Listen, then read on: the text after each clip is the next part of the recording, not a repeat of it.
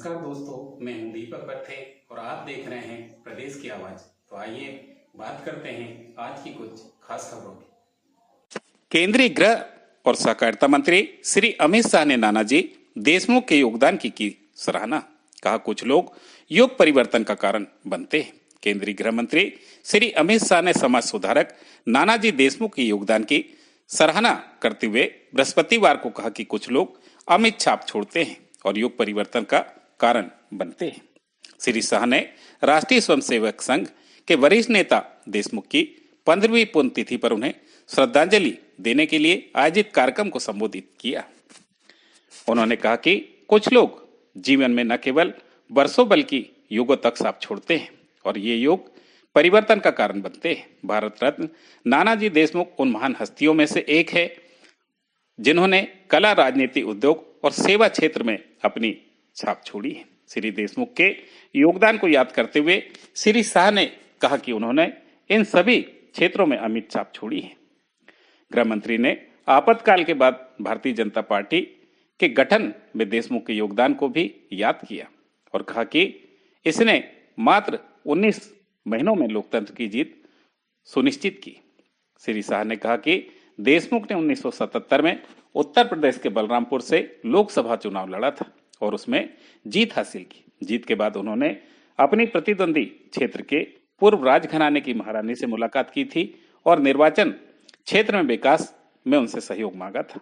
कार्यक्रम में शाह ने जनसंघ के संस्थापक पंडित दीनदयाल उपाध्याय जी की एक प्रतिमा का अनावरण भी किया और एक पुनर्निर्मित राम दर्शन परिषद का उद्घाटन किया।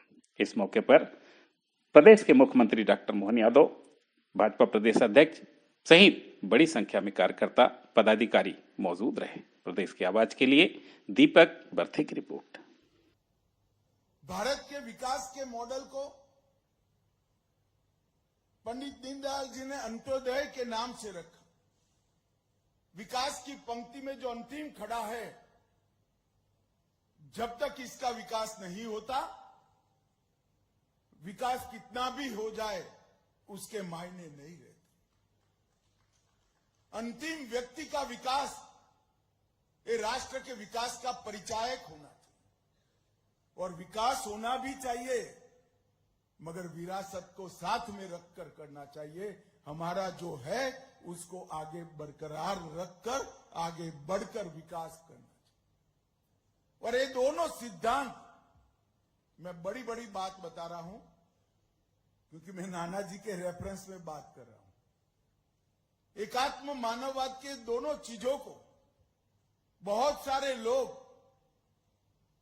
एक आदर्श विचार मानते थे, मगर मनोमन कहते थे, कुछ मुखर कर कहते थे, इसको जमीन पर कैसे उतारना, ये संभव ही नहीं। 50-60 करोड़ गरीब लोगों के विकास को एक साथ लेकर अगर राष्ट्र का विकास करने चलेंगे तो राष्ट्र ही तो दुनिया की सापेक्षता में पीछे पड़ जाएगा।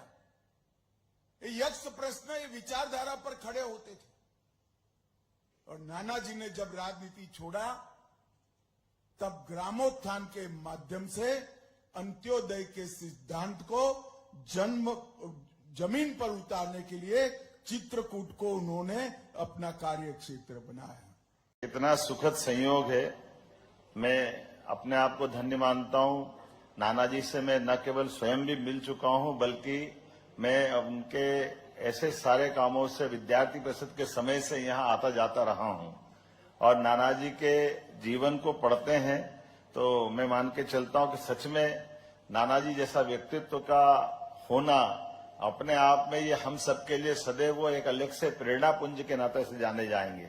नानाजी जब राजनीतिक क्षेत्र में आते हैं तो राजनीतिक क्षेत्र के उस दौर में भी नानाजी की अपने आप में पहचान होती है और अपनी सीमा मर्यादा क्या होती है। नानाजी हमको आपातकाल में ध्यान में आता जब मोरारजी देसाई उनको अपने मंत्रिमंडल में स्थान देते हैं और वो ना बोलते हैं अतुल जी ने बताया कि गांव से लोग निकल करके उनकी पुण्यतिथि मनाने के लिए अपनी भोग प्रसाद में अपनी भूमिका अदा करके धन्य हो रहे हैं। वाकई वो मानव नहीं महामानव है। मैं यशस्वी प्रधानमंत्री श्रीमान नरेंद्र मोदी जी को धन्यवाद देता हूं। सच्चे अर्थों में भारत रत्न की उपाधि देकर के उन्होंने अपने नानाजी के उस व्यक्तित्व को समाज तो क्या दुनिया के सामने ला करके खड़ा किया। वाकई वो अद्भुत निर्णय था। मेरी अपनी ओर से पुनः वंदन अभिनंदन है। बहुत बहुत धन्यवाद।